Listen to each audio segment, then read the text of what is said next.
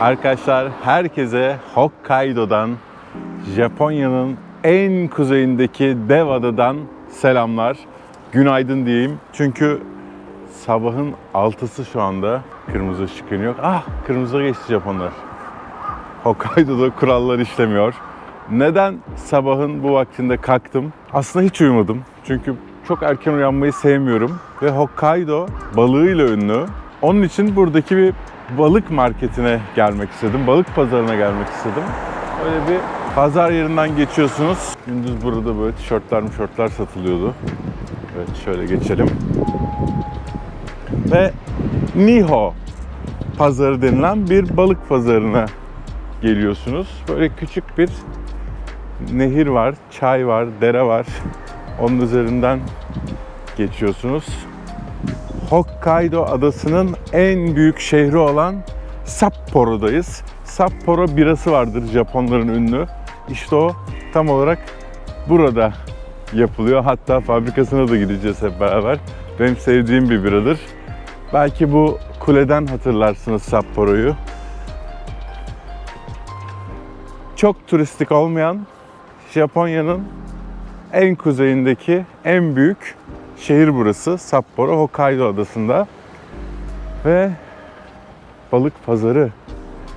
Bakalım düşündüğüm kadar çok balık var mı? Yoksa hüsranla mı karşılaşacağız?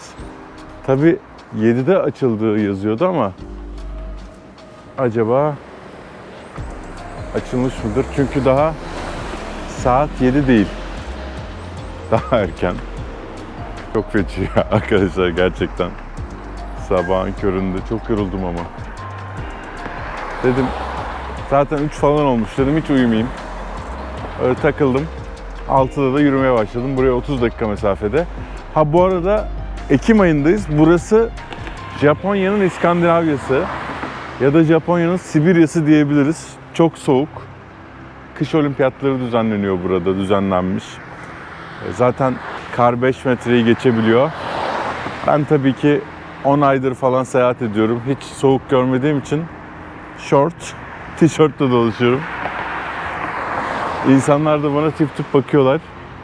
Muhtemelen dövmeli olduğum için de bakıyor olabilirler.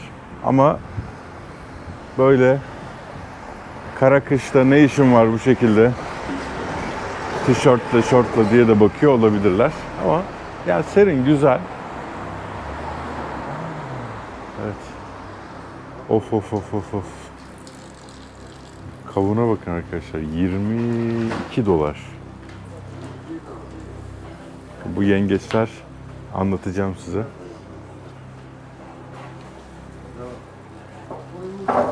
Açılmamış galiba daha. Açıyorlar. Vay.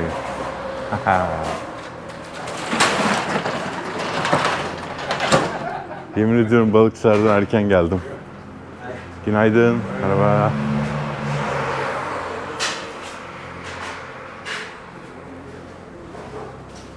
Abi ne çok yengeç var ya.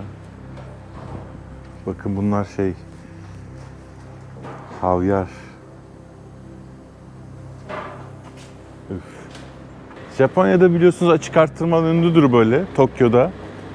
Artık oraya sokmuyorlar, giremiyorsunuz. Uzaktan izleyebiliyorsunuz ama burada açık arttırma var mı acaba? Abi insanlar sabahın 7'si olmadan nasıl? Bakın sıraya girmişler.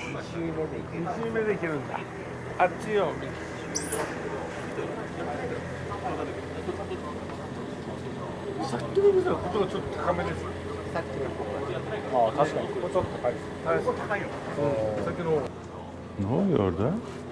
Bir şeyler yazıyorlar da kahvaltı herhalde ya.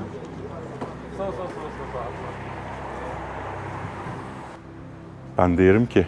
Ben de yerim. Aha, bakın spor yapıyor adamlık eşi. Sağa sola karısı yapıyor. Burada yine bu kral yengeci ve balık tutan bir çocuk heykeli var. Çok tatlı. Üf, şeyler çok güzel ya. Allah Allah. Daha 7 olmadan ne bu ya? Restoranlar dolmuş taşmış.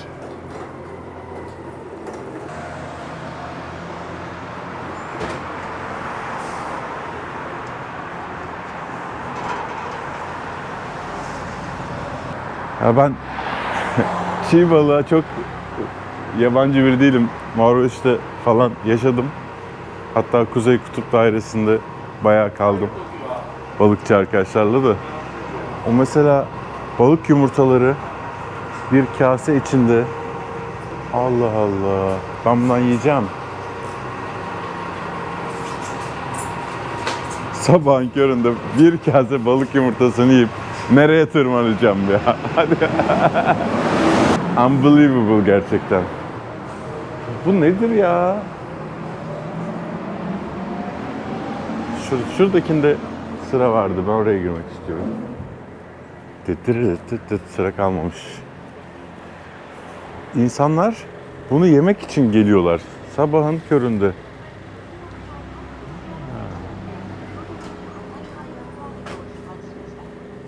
Hi.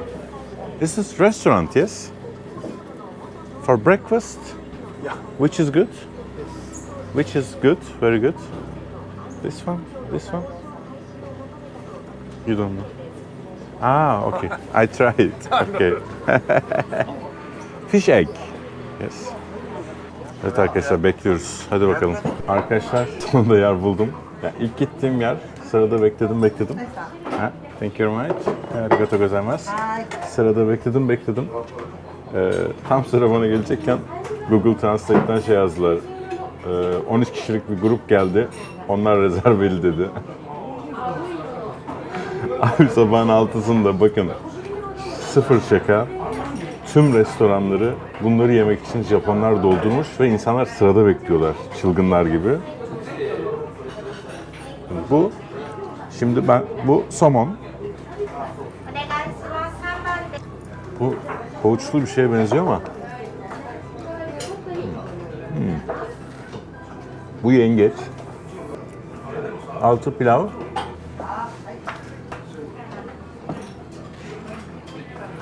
Muhteşem. Oha. Bu somon ve somon yumurtaları together. Arkadaşlar çok iyi ya. Gerçekten güne.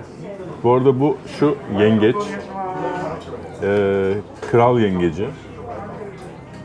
Altta pilav var.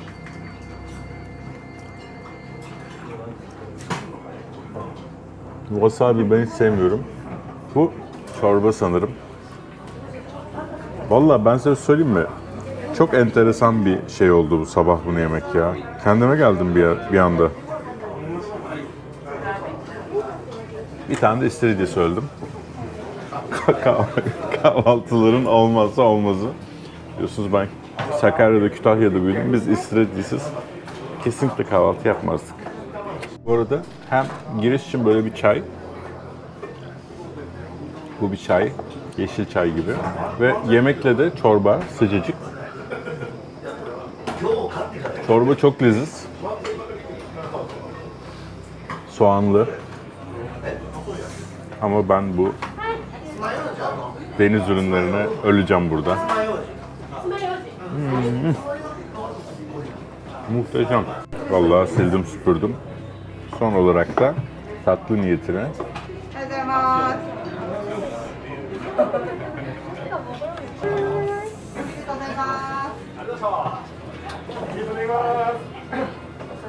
düz duvara tırmanmacı arkadaşlar.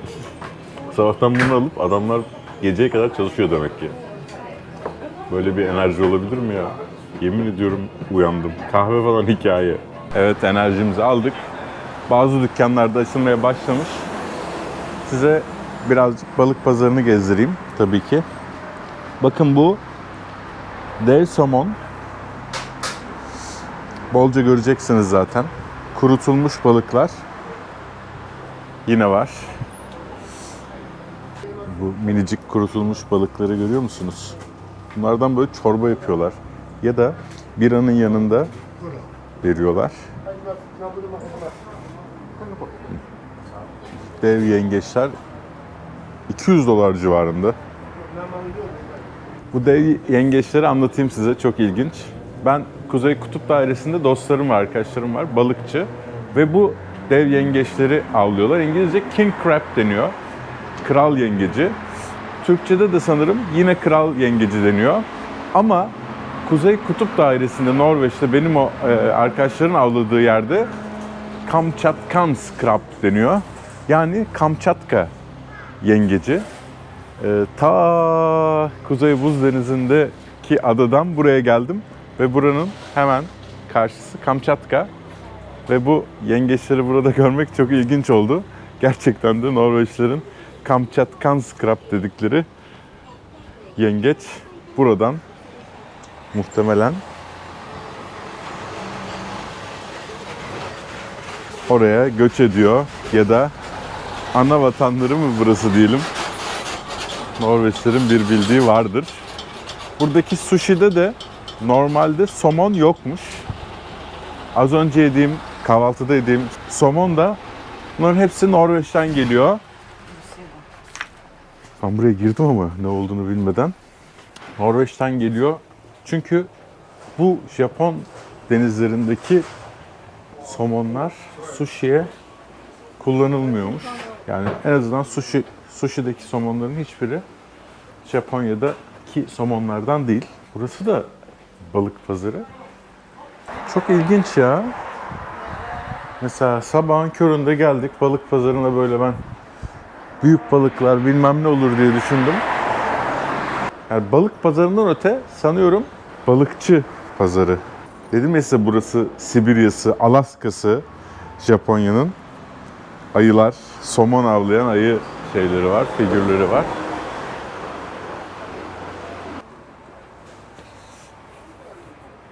Yine Kamçatka yengeçleri ama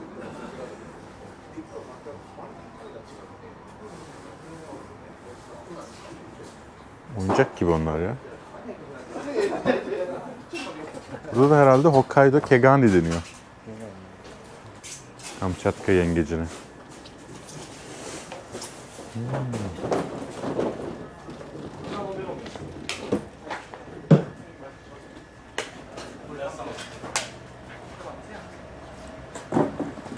Çok pahalı ama ya. Şu kocamanı var ya, 200 küsur dolar. Norveç'teki arkadaşların önünde beleşti bana.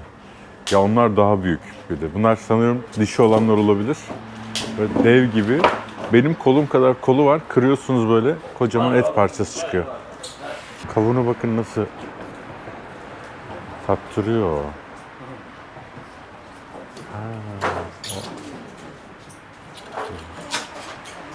Kavun $10 arkadaşlar. 300 küsür lira. 300 küsür lira. Kavunun fiyatı. Size şeyi de göstereyim. Japonya'da böyle bir sanat var. Bunlar sahte yemekler. Ve bu bir sanat. Ne kadar benzetirse o kadar iyi sanatçı oluyor. Ve gerçekten bazıları çok usta bu konuda. Bunlar da bakın ne kadar güzel. Az önce baktığımız yengeçler de bunlardanmış. Ben görmemiştim. Restoranlarda bakın böyle hem boyut olarak hem de görüntü olarak birebir maketleri var. Maket diyelim yemeklerin. Ve görüyorsunuz yemeden önce. Aha diyor böyle işte. Tabii her restoranda yok ama genel olarak var. Özellikle batıdaki Japon restoranlarında daha çok var. O kadar söyleyebilirim size. Buradaki her restoran öyle koymuyor ama var yani. Burada da var. Japon geleneği sonuçta. Ve Sapporo'nun ünlü kulesi, Japonya'nın Eyfel Kulesi. Bu balık pazarı küçükmüş. Bu balık pazarı benim tahmin ettiğim gibi çıkmadı. Daha ben böyle ton balıklarının vesaire uçuştuğu, kocaman balıkların uçuştuğu bir pazar olarak hayal etmiştim. Daha çok restoranların olduğu ve küçük balıkçıların olduğu bir pazarmış. Ama vazgeçmiş değilim. Hokkaido adasında o büyük balıkların olduğu pazarı bulacağım bir yerden. Balıkçıları da bulabilirim belki. Onlarla belki açılabiliriz ama çok soğuk olabilir. Öyle yeterli eşyam yok. Şimdi biraz mola verip sizi çok güzel bir yere götüreceğim buradan. Bu kadar balığın vesairenin üzerine oraya gitmezsek olmaz. Sapporo'dayız çünkü. Sapporo'nun temiz sularından yapılan güzel bir bira fabrikasına gidiyoruz.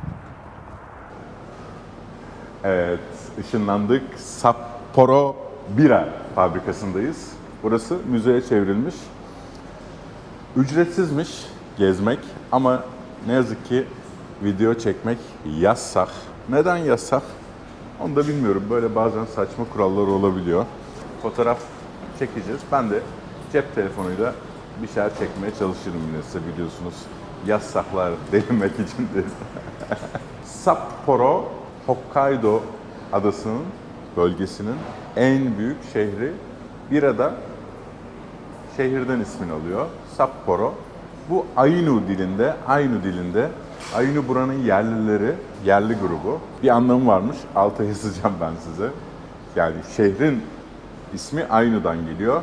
Ainular daha yeni kabul edildi yerli bir grup olarak. 2008 yılında.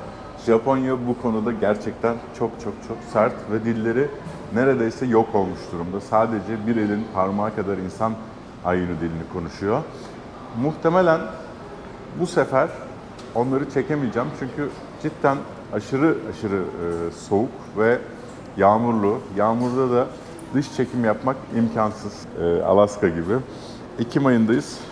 Ben mesela diyorsunuz ya kışlık elbisem yok bilmem ne. Aha bira fabrikasından aldım abi. 10 dolar 15 dolar alıyorsunuz. Tamam işte kışlık elbiseniz oldu. Şortlar devam ediyor ama tabii ben soğuğu çok seviyorum. Normalde baya soğuk. İnsanlar montlarla geziyorlar böyle. Onun için Ekim ayında buraya gelirseniz Hokkaido'ya birazcık sağlam elbiseler giyin derim. For free, bedava. Hiç sevmeyiz bedavayı. Konnichiwa. Arkadaşlar. Baran Bimboğa. İzle bunları. Avrupa'da bira şeyleri gezmeye benzemez bu. Arkadaşlar İzmir'de La Puerta bar var. Baran benim arkadaşım. Onun sahiplerinden. Dilerseniz selamımı söyleyin. Size indirim yapsın. Bu reklam değildir bu arada kesinlikle. Barancığım görüyorsun kalite Kuzey Japonya'da bira fabrikası gezmektir. Sen anca gez Belçika'da, Hollanda'da. Bu ne be? Kocamanmış ha. Yani ne yazık ki şöyle bir sıkıntı var burada. Tur satın alamıyorsunuz. Turlar var ama aylar öncesinden tabii ki Japonlar dolduruyor. Bu konuda biliyorsunuz hiç şeyleri yok Japonların. Direkt olarak kapıyorlar. Nerede ne varsa tur olsun. Burada Sapporo birasının. Ben bu arada bu birayı seviyorum. Onun için geldim. Burada fabrikanın şeyi var. Dışarıdan da göstereceğim size.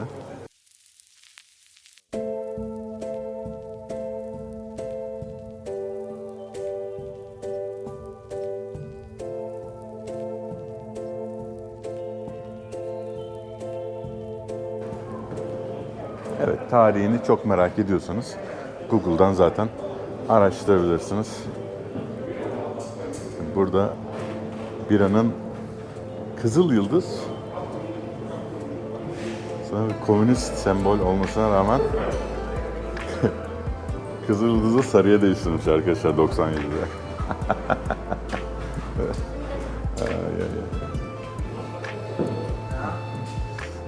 1870'te kurulmuş.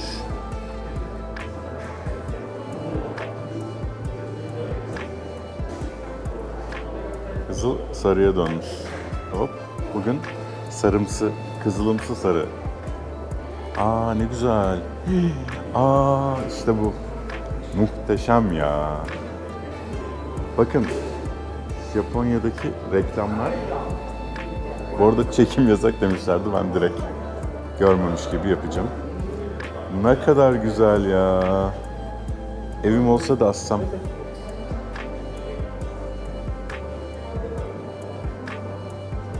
Bu Yebisu. Yebisu. Bu bir tanrı, bereket tanrısı gibi bir şey sanırım aynı zamanda da. Yanlış olabilir. Yebisu bir şehir galiba bir de. Ne kadar güzel ya reklamları. Geisha şeyi kullanılmış. Orada geishalar bilinenin aksine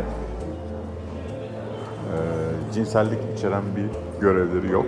Geishalar sadece erkeklere hizmet etmek için eğitilen, işte müzik, yemek ya da servis konusunda eğitilen kadınlar o dönemin.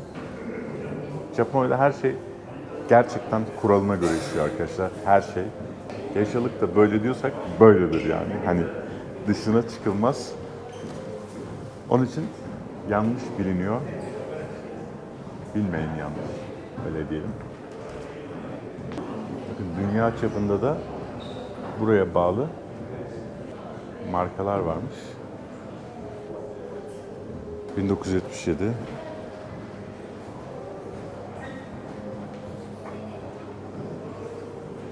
Barley'ler, hoplar. Benim ilgimi çeken sanatsal şeyler oldu vallahi. Heh. Burada ne kadar Audrey Hepburn vibe var ya. Tam retro, 90s.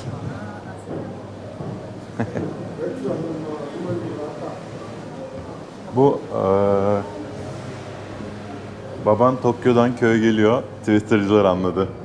Kim ona giymiş?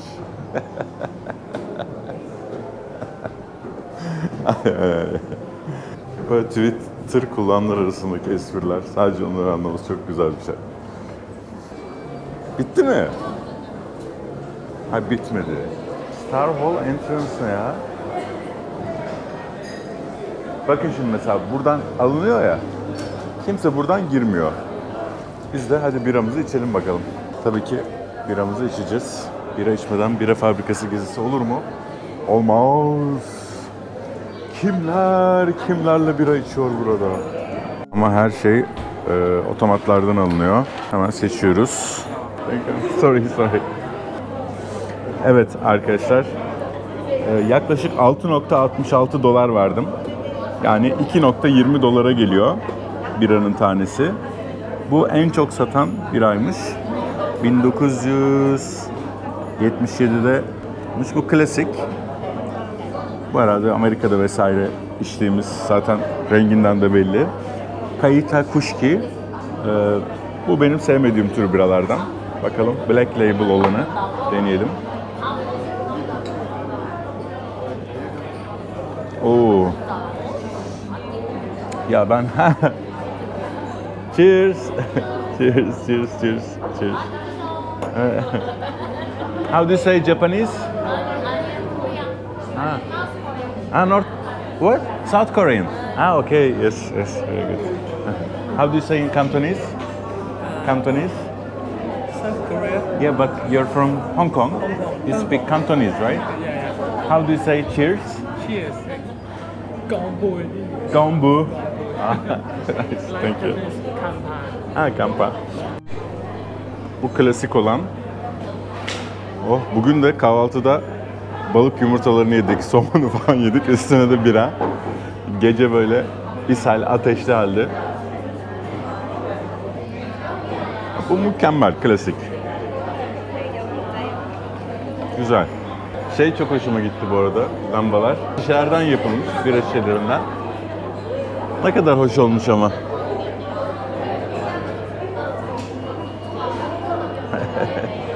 Evet. Ve sonuncuyu deniyoruz. Kayita Kushi. Oha! Bunda şerbetçi otunu böyle direkt tadı geliyor ağza. Benim böyle aromalı biralar çok sevdiğim biralar değil. Ben böyle düz klasik biracıyım. Carlsberg, Heineken vesaire gibi. Sapporo'da o konuda çok iyi. Düz birada. Ama bunlar benim çok hoşuma gitmedi. Ama yine böyle çok kötü değil. Biz klasik adamız, klasik içiz. Ama bu kadar içebileceğim. Korona olduktan sonra 3 sene geçti neredeyse herhalde. Kolombiya'da olmuştum. Takip edenler hatırlar. Alkol kullanamıyorum pek. Yani hiç kullanamıyorum değil ama yani neredeyse 3 senede toplam 10 kadeh içki içmişimdir yani. Tabii tatmak için ayrı. Hiç içmeyince de tadı daha net geliyor bu arada, biliyor musunuz? Daha net anlıyorsunuz. Güzel. Burada bırakıyorum ben. Bugünlük bu kadar. Kahvaltıyla başladık. Birayla bitirdik. Leş bir gün oldu. Ama bakın, çok net söylüyorum. Türkiye'de kesinlikle ve kesinlikle deniz ürünlerine ağırlık verilmeli. Özellikle çocukların beslenmesinde. Yani bakın, o somon yedim, somon yumurtası yedim. Sanıyorum ahtapot yedim. Ve beynim açıldı ya. O kadar enerji verildi ki yani kafamın daha iyi çalıştığını hissediyorum. O kadar güzel. Kahvaltı ama bunlar boşuna robot yapmıyorlar. Her neyse, kendinize iyi bakın. Bugünlük bu kadar. Nerede görüşeceğimizi hiç bilmiyorum. Bakalım, yağmur devam ederse buradan ayrılacağım artık. Başka yere gideceğim. Güneye mi? Batıya mı? Yoksa doğuya mı? Kendinize iyi bakın.